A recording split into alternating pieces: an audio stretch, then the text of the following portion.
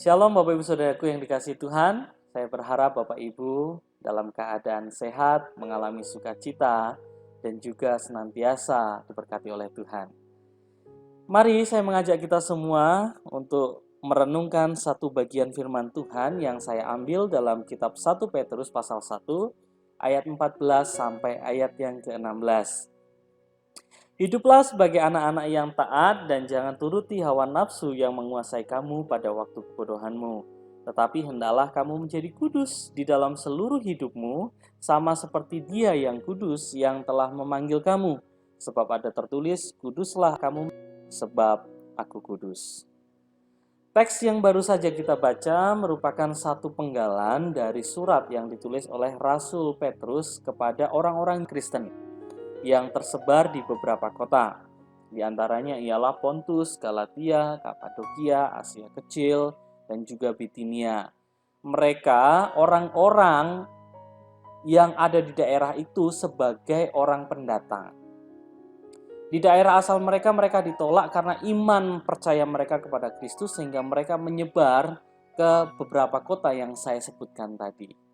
Ya tentu ketika mereka berpindah ke kota lain tidak serta-merta membuat hidup mereka jauh lebih mudah. Ada tantangan, ada persoalan yang harus dihadapi. Secara khusus mereka tinggal di satu lingkungan baru yang orang-orangnya atau masyarakat kebanyakan belum mengenal Tuhan. Oleh karena itu Rasul Petrus merasa perlu menasehati dan mendorong orang-orang Kristen ini agar orang-orang ini mampu mempertahankan kualitas hidupnya. Kualitas hidup apa yang dimaksudkan oleh Rasul Petrus dalam teks yang kita baca ialah kualitas hidup kudus. Kalau kita menyelidiki makna kata kudus dalam Alkitab, kita akan mendapatkan pengertian bahwa kudus itu artinya terpisah, bahwa kudus itu artinya dikhususkan, kudus itu artinya berbeda dari. Maka kita sering mendengar istilah bait suci atau bait kudus. Bait itu artinya rumah, kudus itu artinya berbeda dari atau dikhususkan. Ya, tentu di Israel ada banyak rumah yang dibangun. Namun rumah ini ialah rumah yang berbeda dari sekian banyak rumah itu. Karena rumah ini adalah rumah yang dikhususkan untuk Tuhan. Demikian juga kata kitab suci. Kitab itu artinya buku, suci itu berbeda. Di dunia ini ada banyak buku, tetapi buku ini buku yang berbeda, sehingga disebut kitab suci. Kalau kata kudus kita kaitkan dengan hidup, maka kita dapat memiliki satu pengertian sederhana. Hidup dalam kekudusan atau hidup kudus ialah hidup yang tidak sama dengan hidup pada umumnya. Hidup yang berbeda dari gaya hidup pada umumnya.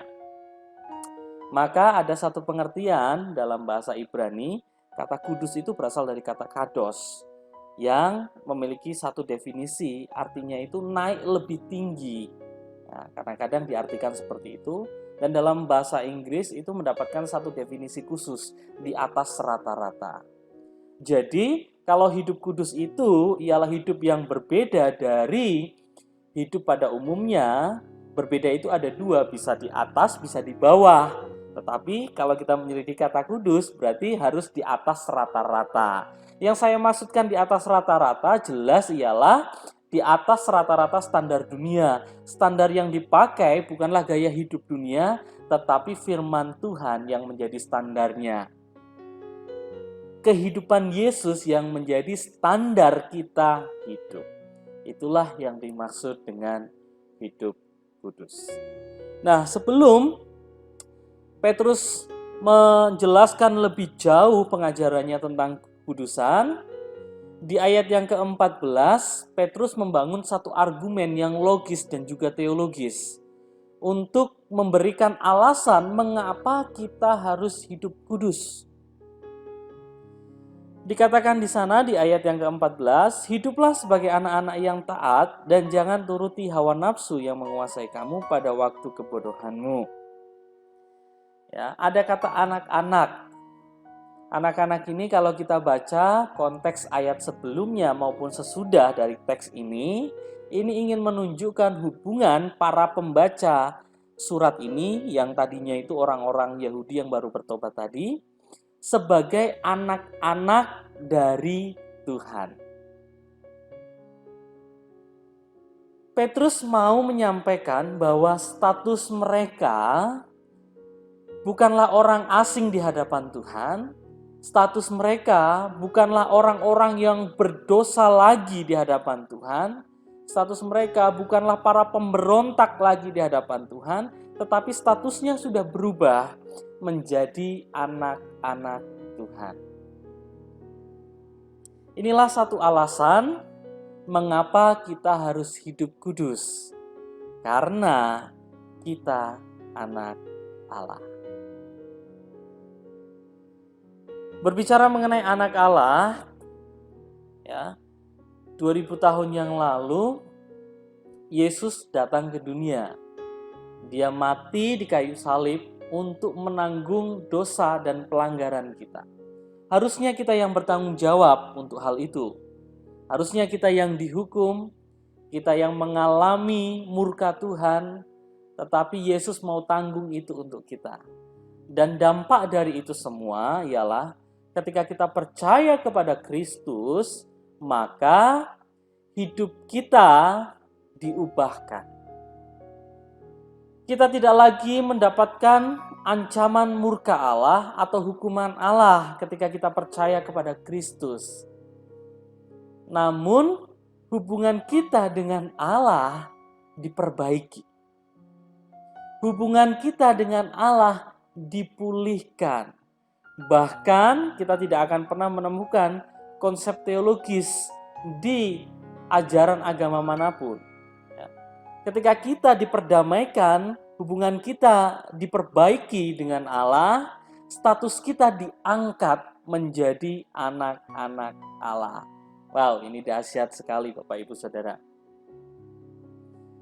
Dulu kita adalah umat-umat yang berdosa. Dulu kita adalah anak-anak dunia, dulu kita adalah para pemberontak Tuhan. Tetapi ketika kita percaya kepada Kristus, status kita diubah. Kita disucikan, oleh karena itu kita suci bukan karena kemampuan, kekuatan kita, tetapi karena Kristus. Jadi kita disucikan itu karena mendapatkan kasih karunia hanya dengan percaya kepada Kristus. Secara status kita berubah. Kita tidak lagi orang-orang yang mendapatkan hukuman, tetapi bahkan kita diangkat menjadi anaknya. Kalau Tuhan mengangkat kita menjadi anaknya, itu memiliki implikasi yang luar biasa. Tuhan mengangkat kita anaknya karena Tuhan mau mencurahkan berkat-berkatnya kepada kita.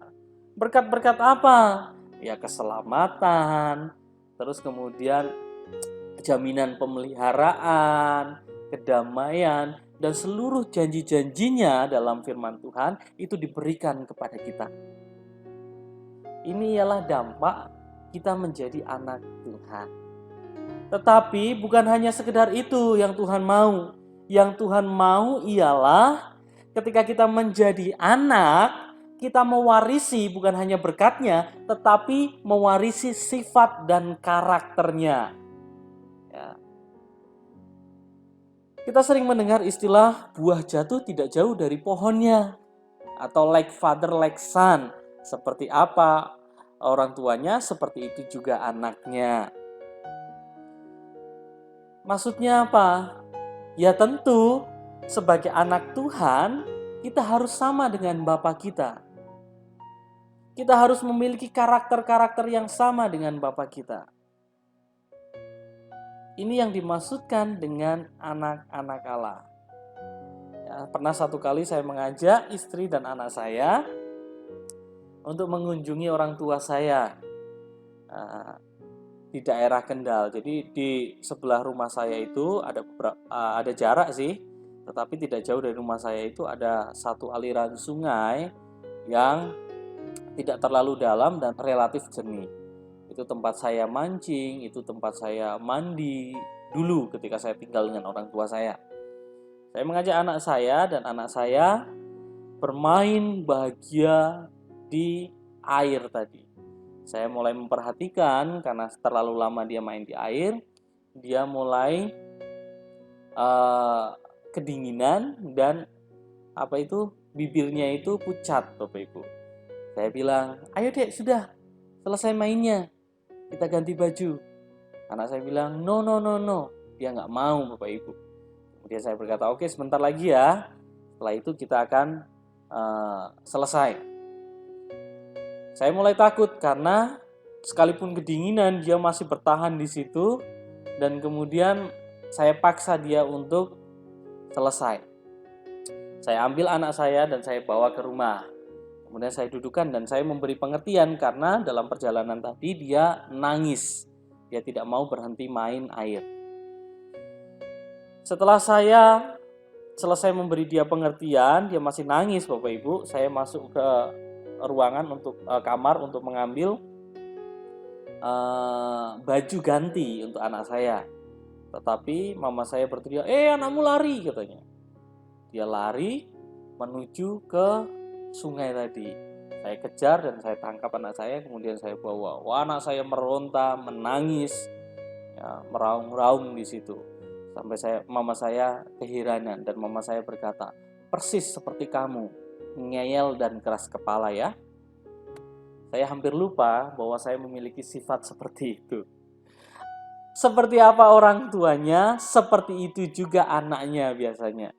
Jadi sifat dan karakter orang tuanya itu menurun. Nah, sebagai anak-anak dari Allah, Tuhan mengharapkan juga hal yang sama. Karakter, sifat dari Allah itu menurun kepada kita. Inilah yang menjadi satu alasan mengapa kita harus hidup kudus. Karena status kita berbeda dengan status kita yang dulu. Dulu kita anak-anak dunia, dulu kita pemberontak-pemberontak Allah, dulu kita orang-orang yang mendukakan Allah, tetapi status kita sekarang ialah menjadi anak-anak Allah. Ini unik dan aneh, karena ada banyak anak yang mau berkatnya saja, tetapi nggak mau karakter dari ayahnya. Kita hanya mau berkat dari Tuhan saja, tetapi kita tidak mau mewarisi sifat dan karakter dari Tuhan yang mulia. Kekudusan tadi. Nah, Tuhan mau bukan hanya mencurahkan berkatnya untuk kita, tetapi lebih dari sekedar itu, Tuhan mau kita hidup di dunia ini, kita memiliki karakter dari Tuhan, sehingga orang-orang di sekitar kita mampu melihat Tuhan dalam hidup kita. Wow, alangkah indahnya ketika semua orang Kristen dipuji. Wow, siapa sih orang itu baik sekali? Siapa sih orang itu kehidupannya luar biasa? Oh, ternyata dia orang Kristen. Oh, saya pengen kenal Tuhannya seperti apa. Saya pengen datang ke gereja. Ini dahsyat, Bapak Ibu. Dan ini yang Tuhan mau. Karena kita tinggal di lingkungan yang belum mengenal Tuhan, sehingga Tuhan mau kita mewarisi karakter Tuhan. Karakter kudus secara khusus dalam konteks yang kita bahas ini. Jadi tidak ada pilihan Bapak Ibu, karena kita anak Allah, ya berlakulah sama seperti Allah. Jangan hanya mau berkatnya saja. Nah, dalam hal apa kita harus hidup kudus Bapak Ibu? Setelah Petrus membangun satu dasar mengapa kita harus hidup kudus, kemudian di ayat yang ke-15, Petrus menjelaskan kepada kita, tetapi hendaklah kamu menjadi kudus di dalam seluruh hidupmu, sama seperti Dia yang kudus yang telah memanggil kamu. Sekali lagi saya baca ayat ini, tetapi hendaklah kamu menjadi kudus di dalam seluruh hidupmu. Bukan sebagian, seluruh. Maka kita hidup haruslah mencakup semua aspek hidup kita. Aspek hidup kita itu apa saja? Ya mulai dari hati kita harus kudus, perkataan kita harus kudus, tingkah laku kita harus kudus, pikiran kita harus kudus, dan juga bisnis atau pekerjaan yang kita kerjakan juga harus diwarnai dengan kekudusan.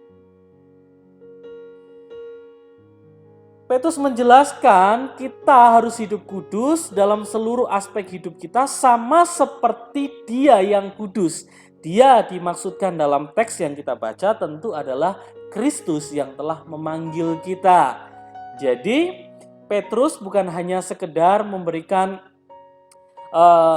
penjelasan bahwa kita harus hidup kudus, tetapi juga dia memberikan satu peneguhan, satu penjelasan yang rinci seperti apa hidup kudus kita, seperti dia, seperti Kristus hidup kudus.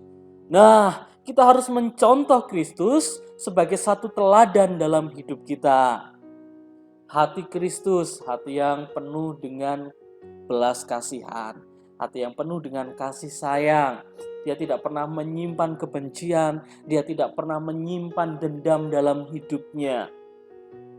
Oleh sebab itu, kalau kita menyoroti secara khusus perjalanan dari perjalanan Yesus menuju Bukit Kalvari, ya, menuju Bukit Golgota tadi, dia tidak pernah menyimpan kebencian kepada orang-orang yang memaki dia, yang meludahi dia, yang mencambuk dia, yang mengolok-olok dia, bahkan yang menyalib dia. Tetapi dengan berbesar hati dia berkata kepada Bapanya, Tuhan, ampuni mereka sebab mereka tidak tahu apa yang mereka lakukan. Ini luar biasa dan kita perlu belajar dari hati Yesus sebagai salah satu aspek dalam hidup kita. Memiliki hati yang suci, artinya memiliki hati yang sama seperti Kristus. Mengasihi orang lain, tidak mudah tersinggung, mau mengampuni orang lain. Ini dahsyat. Kemudian perkataannya, ini juga bagian aspek dalam hidup kita.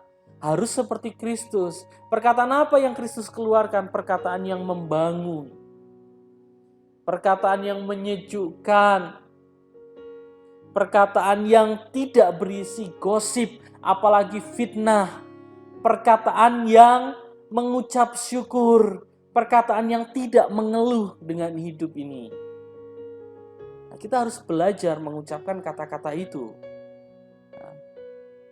Tentu perkataan-perkataan yang baik, tidak perkataan yang kotor yang keluar dalam mulut kita. Kemudian tingkah laku kita juga harus suci sama seperti Kristus.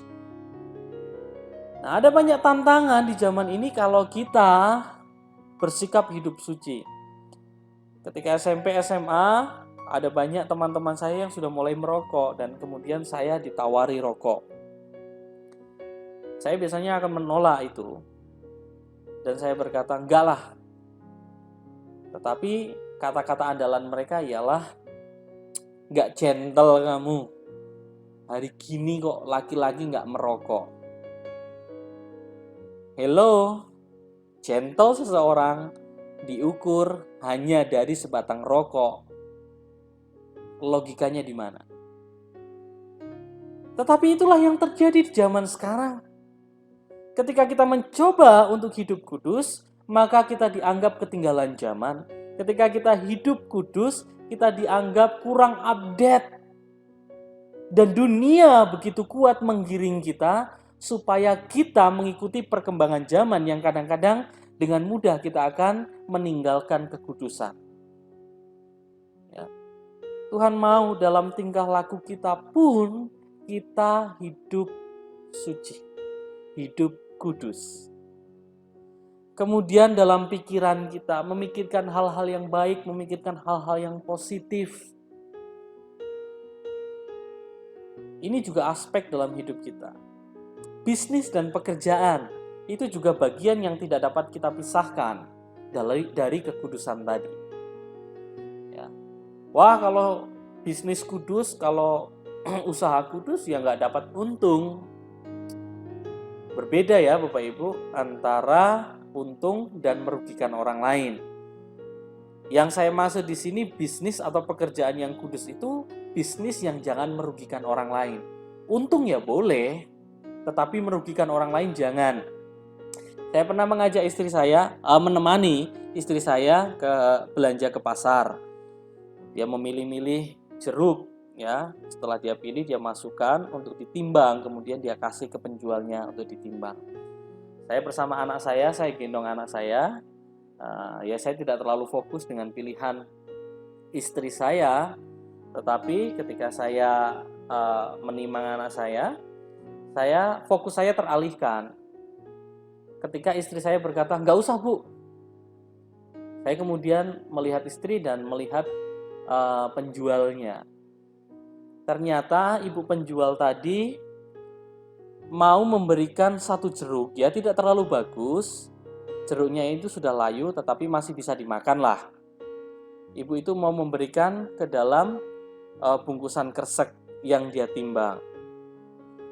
Ibu tadi berkata seperti ini, "Oh nggak apa-apa, ini bonus." Katanya, "Nggak usah Bu," istri saya menjawab demikian. Ibu itu terus memaksa, tetapi pada akhirnya istri saya tetap kekeh menolak. Kemudian setelah itu saya bayar dan kita pergi belanja yang lain. Nah, dalam perjalanan pulang saya heran, "Loh kenapa kamu tadi kok menolak pemberian ibu tadi? Padahal ibu itu kan baik, niatnya memberi." Enggak, ibu itu tadi nggak memberi. Saya melihat dengan jelas dengan mata kepala saya sendiri, jeruk yang sudah saya pilih itu diambil yang bagus, kemudian dia ganti dengan yang jelek. Nah, ketika ibu tadi ternyata tahu kalau saya memperhatikan, ibu itu berkata, "Ini bonus." Ini bukan hanya sekedar mengambil untung, tetapi merugikan orang lain. Ini yang tidak boleh, Bapak Ibu. Bisnis, pekerjaan kita harus kudus. Sebagai salah satu aspek dalam hidup kita.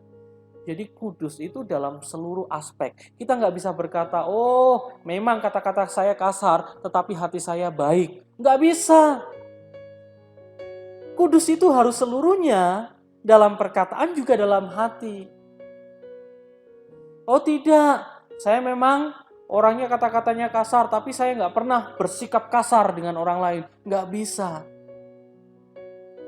Oh tidak, yang penting kan kata-kata saya lembut, kemudian perilaku saya lembut, tetapi bisnisnya nggak kudus, nggak bisa Bapak Ibu. Jadi kudus itu harus mencakup seluruh aspek hidup kita. Ini pengajaran yang kedua yang disampaikan oleh Petrus kepada para pembaca surat ini dan juga kepada kita. Pelajaran yang pertama, alasan mengapa kita harus hidup kudus karena kita anak Allah. Kita mendapatkan anugerah itu. Dan yang kedua, kudus itu harus mencakup seluruh aspek hidup kita. Tidak ada yang terkecuali. Dan yang ketiga, Bapak Ibu, Petrus mau mengunci pengajaran kudus ini dengan satu frase yang menarik di ayat yang ke-16, sebab ada tertulis, "Kuduslah kamu sebab aku kudus." Petrus mau menyampaikan kepada kita dan para pendengarnya bahwa kudus adalah standar hidup yang tidak bisa ditawar. Kita kudus karena kita anak Allah, kemudian kita harus kudus dalam seluruh aspek hidup kita, dan kekudusan ini sesuatu yang tidak bisa ditawar. Mengapa? Di ayat yang ke-16 yang tadi kita baca, "Kuduslah kamu sebab aku kudus." Ini ada sebab akibat di sini di ayat yang kita baca. Kita harus kudus sebab Allah kudus. Hakikat kudus atau karakter kudus ini karakter yang paling kuat dan paling melekat dalam diri Allah, yang banyak dicatat oleh Alkitab. Jadi Bapak Ibu, selama Allah kita kudus, kita nggak boleh hidup semau kita sendiri. Selama Allah kita kudus, maka hidup kita juga harus kudus. Kapan Allah tidak kudus? Ya tidak akan terjadi. Oleh sebab itulah standar kudus tidak bisa kita tawar lagi dalam hidup kita. Ini yang mau Petrus pertegas bagi kita, para pendengar firman Tuhan. Jadi jangan bermain-main dengan kekudusan. Mumpung masih muda lah, nikmati hidup. Nanti tua bertobat, kita nggak tahu kapan Tuhan panggil kita. Ada juga orang yang dipanggil Tuhan dalam usia muda. Mumpung saya masih punya uang, Saya ingin menyenangkan hidup saya dengan berbagai macam, bahkan termasuk hal-hal yang tidak kudus. Tunggu dulu. Kita harus hidup kudus, sebab Allah kudus. Itu sesuatu hal yang tidak bisa tawar, karena selama-lamanya Allah adalah pribadi yang kudus. Jadi Bapak Ibu Saudara, firman Tuhan saat ini kembali mengingatkan kepada kita tentang satu hal yang kadang-kadang banyak dilupakan oleh orang percaya, yaitu kekudusan. Kita diingatkan kembali mengapa kita harus kudus. Karena kita anak Allah. Dalam hal apa kita harus kudus? Dalam seluruh aspek hidup kita, dan kudus adalah standar hidup yang tidak bisa ditawar. Saya tahu ini sesuatu hal yang tidak populer, tidak terlalu disukai ketika kita berbicara tentang kekudusan. Bahkan saya juga harus bergumul ketika saya mempersiapkan firman Tuhan yang saya bawakan ini. Saya betul-betul mengoreksi Tuhan, apakah selama ini hidup saya dalam kekudusan? Ya, secara posisi saya sudah dibenarkan oleh Tuhan, tetapi bukan itu yang Tuhan mau. Yang Tuhan mau ialah kita hidup juga dalam kekudusan dalam perilaku kita sehari-hari. Tetapi inilah firman untuk saya dan untuk kita semua. Bahwa Tuhan menganugerahkan hal yang luar biasa kepada kita. Mengangkat kita menjadi anaknya untuk mewariskan berkat-berkatnya, tetapi juga untuk mewariskan sifat dan karakter Allah dalam hidup kita. Jangan hanya mau berkatnya, menolak sifat dan karakter Allah. Ini namanya anak durhaka. Yang kedua, hidup kudus harus mencakup seluruh aspek hidup kita. Hati, perkataan, tingkah laku, pikiran, bisnis, pekerjaan kita. Dan kita harus meneladani Kristus dalam hal itu semua. Dan yang ketiga, standar hidup ini tidak bisa ditawar. Karena dari dulu, sekarang, selamanya Tuhan adalah kudus, dan itu yang menjadikan dasar mengapa kita tidak boleh hidup bercela di hadapan Tuhan. Mengapa kita harus mengusahakan hidup sesuai dengan firman Tuhan, hidup kudus, ya karena Allah kudus. Kiranya firman Tuhan yang saya sampaikan dapat menjadi berkat bagi kita semua, dan hidup kita diubahkan untuk semakin hari semakin serupa akan Kristus. Mari kita berdoa.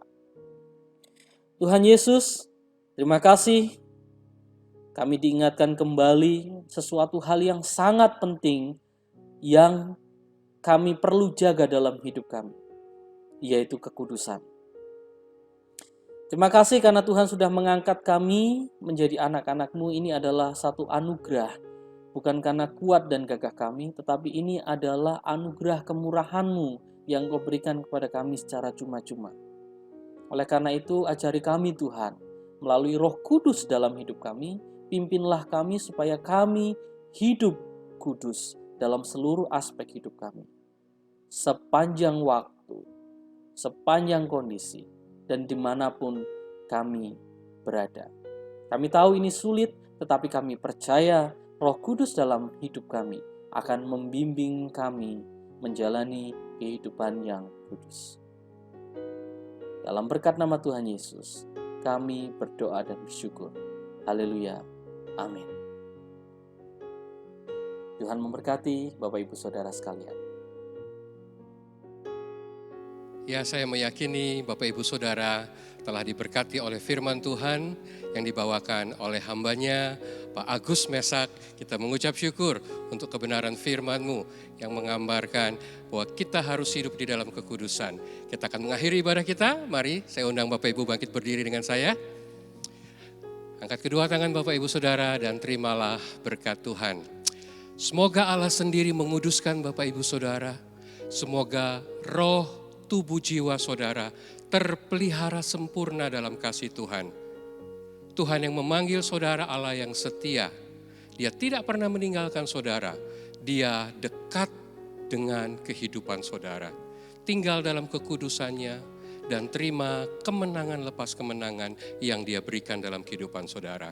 Tuhan memberkati setiap kerinduan saudara dan digenapi semua yang Dia sudah nyatakan dalam kehidupan saudara. Di dalam nama Tuhan kita Yesus Kristus, mari yang diberkati boleh berkata, amin, amin. Selamat hari Minggu, Tuhan memberkati.